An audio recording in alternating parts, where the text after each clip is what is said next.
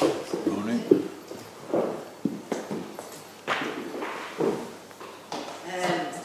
I don't know if you remember me saying anything about, I was asking the Lord which book or what should I study now. You know, you get to the end of something, you think, well, what next, Lord? You know, what do you want me to look at? And the Lord gave me the book of Deuteronomy. I thought, what? The book of Deuteronomy? What's in the book of Deuteronomy? And actually, you'd be surprised because today's sermon is one of the verses in the book of Deuteronomy. I learned that it's, you know, like you said, you can read the Bible and you can read it again, and yet every time you read it, you find something different, right? You always find a verse you've missed, and I must admit, having read this verse, I thought, I didn't know that was in the Bible. But here it is. Now, albeit, the word was speaking to the children of Israel at that particular time, but they were the children of God at the time, and we are the children of God as well now. And so, as I looked at it, and the more I thought about it, I thought, well, it's the word for us today as well. And it's all about remembrance. Deuteronomy chapter 4, verse 9.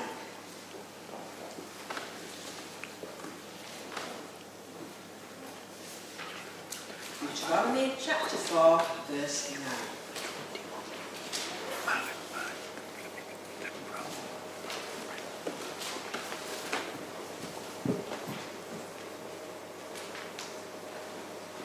Only be careful and watch yourselves closely, so that you do not forget the things your eyes have seen, or let them slip from your heart as long as you live. Teach them to your children and to their children after them. Very interesting word, wasn't it? When you think about it. So, we're going to pull it just at the moment. First of all, we are told to watch yourselves closely. Then we're told why. So that you do not forget the things your eyes have seen or slip from your heart. And how long? For as long as you live. And then what? Teach them to your children and their children after them. So that's the verse kind of split up, and the message to each person, questions that might come up. For instance, watch yourselves closely. Why? And then it follows up by saying, so that you don't forget the things that your eyes have seen, or let them slip from your heart. And for how long do we do this? As long as we live. Okay? And then what? We teach them to our children and their children after them.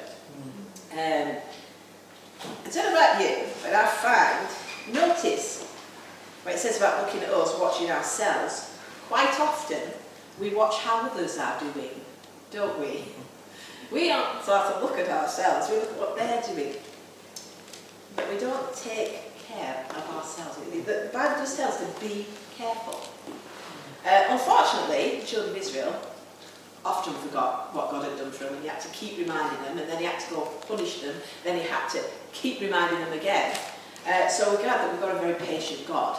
So if you've let things slip, he's there to remind you, if you want to be reminded. We're always interested in what others are doing. It doesn't sort of click that we have to watch ourselves closely. If you notice, the Bible doesn't say, watch what you're doing. It says, watch yourselves carefully. That's each individual. So, what about our testimony? Is it still fresh and new? Are we still reading the Word continually? And what about our prayer life? How's it going? Now, I know there's lots of things come along and hit us and bad things and stuff like that. But if we can maintain some of those things, it's surprising how that might help. For some of us, there are trying times. And if it were not for the times in the past, what we had seen and heard and read, what God had said, we can easily get lackadaisical about it. Or even give up along the way. A lot of the things that we believe, the older ones of the congregation now, we've seen. We've seen what God's done, we've seen his hand in it. Unfortunately, some of our younger people haven't seen that. I must admit, I came along later on where, after all the miracles miracles had started happening and there was revivals anywhere and everywhere. But you older ones, older than me just, right, will remember those times and how things changed God. Or you've read about people like John Wesley and what happened his time. You've read about revivals in other things. You've seen that, you've heard that and you've seen it. And that's for you to remember and know, well, if this is our God, the Bible tells us that he doesn't change. So what he did then, he can do now, and he'll continue doing it for as long as we live. Okay? So, we are told to watch ourselves closely. If you see that you're not looking into your word, and maybe some of the things that you did in the beginning you're not doing now, is it affecting your testimony? How you approach people? We have to live in the world, we have to live with people, we have to work with people. We don't believe in God, right? And what are they seeing in us? Does what God has done in us shine out to them around us? Now, not actually kind of, I don't sort of spout everything out. What happens is if they raise up a question in my works, then I answer it, which is good. But I couldn't do that if I didn't know, if I didn't remember what God did or said in my life, in those around me. But then next, we are told not to forget. And, you know, we shouldn't forget when we've been blessed in a wonderful way. Even the little miracles from day to day that the Lord has done in our lives. And it's also the things that we're seeing around us in our world. Now, we're seeing an awful lot of stuff in the world now. And as Christians, we're either getting excited or getting ready, okay? Because there's signs of the times. They may not all be here yet, but they're getting there. We're seeing changes, great, massive changes in the way different countries are run, right? We've got different people in power. And yes, some of them have got really good ideas, but others haven't. And we have to be aware of that. And we have some who are totally for the Christians, but we have a lot, and I mean a lot, that aren't. If they could crush us and squash us and let the world forget about us, they would. Now, they've done that in the past, and in some countries they're doing it now, right? What's to say in our future it's not going to happen to us? So, what have we got to hold on to? Right? I've often read books about people in prison for Christ and everything like that. And sometimes they'd have nothing. They'd have nothing but the Word of God that they'd learned themselves. And they had to keep telling themselves. And of course, the torture and the stuff that went on was awful. And it was very hard to keep focused on God in a situation like that. But they could keep focused because they'd seen what God had done in their lives. And they wanted others to see, and they could see what God could do in the lives around them, bad or good. Right? Let's face it, we're all angels when God came to us. We all might have, slipped and slided down the wrong path. But someone helped us out of it. Right? By God's grace. So it's important to remember your testimony. I do believe that. But also a testimony is an ongoing thing. It didn't just stop like, in my case, when I was 13. That's my testimony. It went on. And different things kept happening in my life. And that's what a testimony is. It's about what's happening. What happened to you then? What's happening to you now? And what you trusted is going to happen later on in your life. And sometimes we can be disappointed. But even in that disappointment, we know that God is in control. We might not understand his ways, and I've often had this conversation with the Lord. I really don't understand what you're doing, Lord. But because you're God, and because I know that you've come up for me, you've been there for me in times past, I've got to believe you now. And that's what it means about not forgetting, about remembering, about watching your lives closely so they don't slip and slide and you get into a complacent view of things around you, because that's what can happen. We're also told not to let them slip from our heart. To me, the heart means our innermost feelings, right? Not just love, but those feelings we have for our friends and our relationships as we've seen them struggling through extraordinary circumstances. It's a feeling of anguish over the hostility around us towards God and Christianity. To let these strong feelings slip means, like I said before, we're becoming complacent. And there is no get up and go because it's already gone.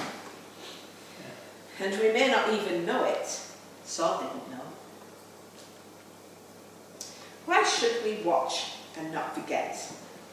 Because it is God's plan for us to pass it on and inspire another generation to our children and their children. Don't just stop at your children. Yes, you're doing a great job with your children. You've got to pass it on to the next generation after them. And the parents have to do the same. And it carries on and on and on, so it's passed on. Right from the beginning, God always told people to go forward. And that's what he wants us to do. Going forward keeps as much as in sight of a goal, right? And we grow in God and do what he wants us to do. But we can't know this unless we've not forgotten what God has already done, right? You can't go forward thinking it's all going to work out if you haven't already seen in your past that it did work out, right? That's what I meant, because when I read it, I thought that sounded really weird. You know, we can't know what unless we have not forgotten what God has already done. And as you read his word, what he is going to do in the future, it would be surprising, it would be magnificent, but he's already done it before. He's doing it now, and he will carry on doing it. So watch yourselves closely. Don't let anything slip from your heart. Remember what God put. The focus is remember what God's done in your life. Now, as a young Christian, it's very difficult for this because you haven't had a lot of experience of God doing this, that, and the other. You've only had your experience of coming to God. But already you've seen a few changes in your life, right? Changes that you didn't expect to happen, but they have. That's God in your life. But don't just stop there. Keep going forward and see what God can do. Even say to God, go on, give me your best.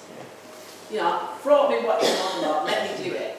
That's what we want our young people to be like, you know, not just meandering along under the parents and even under the church as such. Yourself. You've got to have it burning inside yourself to go forward. Because if you haven't got it burning inside yourself, you're going to come to a point in your life where you don't know what you're doing, or where you're going, or who's on your side. God has always been on our side, which is an amazing thing, right? For all that we've gone through and put him through, he's always been on our side. So he merely asks us, please, you know, be careful. The devil will get in any way he can to try and distract you from what God's purpose is in your life. He will, and he does, and a lot of us have experienced that even recently, right? The fact is, how did God overcome Satan in the first place? How did Jesus overcome? But he did overcome it. And when Jesus died, that was it. You know, the devil thought he was doing the world a favour by letting Jesus die on the cross, and he suddenly realised what it really meant. Right? And that was that the blood of Christ saves us, brings us to himself, and cancels out sin. He takes us upon him away from the enemy of this world. So, after it, be careful. Watch yourselves. Never mind what other people are doing. Watch yourselves closely. Not even so just to watch yourself, it tells closely, so you really have to look. Right? So you do not forget the things your eyes have seen. Now, some of you older people, I could get you here and you could tell me what God's done, what you've seen him done. It's amazing. Not so much the younger people, but you wait. You lay out God, you'll be surprised what God will do for you. That your eyes have seen, or don't let slip from your heart. Right? As long as you live. You've not even got to let up. You've got to keep doing this all of the time.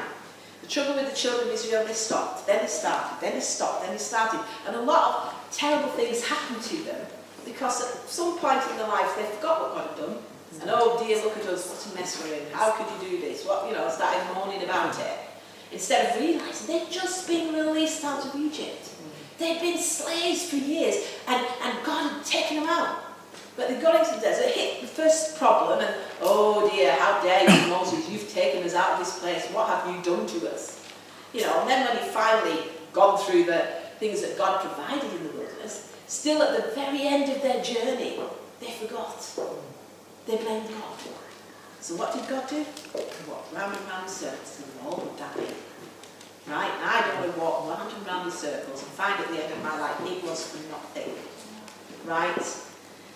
So, be careful, watch yourselves closely. Do not forget what your eyes have seen. Or slip from your heart, what's in your heart. Now, I'm sure all of you have felt for other people around you when they're going through strong time. Don't let that go, okay? Always have a love inside you that's going to reach out to those people no matter what. And always have a word of encouragement, knowing that if God is for us, who can be against us? And He's got a plan and a purpose for our lives. And even in the worstest experience, even when it comes to death and dying, where are we going? We're not going left in some dark hole somewhere. We're going to be in heaven amongst the angels and seeing God and the glory of God. It's going to be magnificent. Read Revelations. I love reading Revelations, right? But then, having done all that for yourself, you have got to pass it on. The question is here, have you got something to pass on? I certainly did. And although I might not have got it all across, I believe that God made up for me discrepancies along the way. Okay, and that's the same with you. You may not be perfect dads and mums. So what? God, if you believe in God and you want your children to follow God, you are praying for them and you are backing them in this, then God's going to do something with them. He's not going to leave them there because you're passing something on of you. And we're not just talking children here. You might have friends. You might have relatives. What you have got, you're not allowed to keep. Sorry. You've got to pass it on. Now, I must apologise for this next song, because it's a very 60s song. But it came to me just last night as I was lying down. I said, you really don't want me to sing that, do you? So one or two might know it, or none of you might know it. But when I was a younger person, I was with a group of people, and we used to sing. We used to go around and sing songs, and this was one of the songs that came. Like I said, it's a very 60s song, but the words are still true, and that is about passing on. Okay? So I do apologise, I've got no music either. So, right, just, pray for me. Okay. It only takes a spark to set a fire going. If you know it, do sing. And soon all those around can warm up in its glowing. Excuse me, going a bit high. That's how it is with God's love. Once you've experienced it, you want to spread His love around. You want to pass it on. A wondrous time is spring, when all the leaves are budding. Here we go. It is. The birds begin to sing, the flowers start their growing. That's how it is with God's love. Once you've experienced it, you want to see it burst like spring. You want to pass it on. I wish for you, my friend, this happiness that I have found. You can depend on Him, no matter where you are bound. I'll shout it from the mountain tops. I want the world to know the God of love has come to me. I want to pass it on.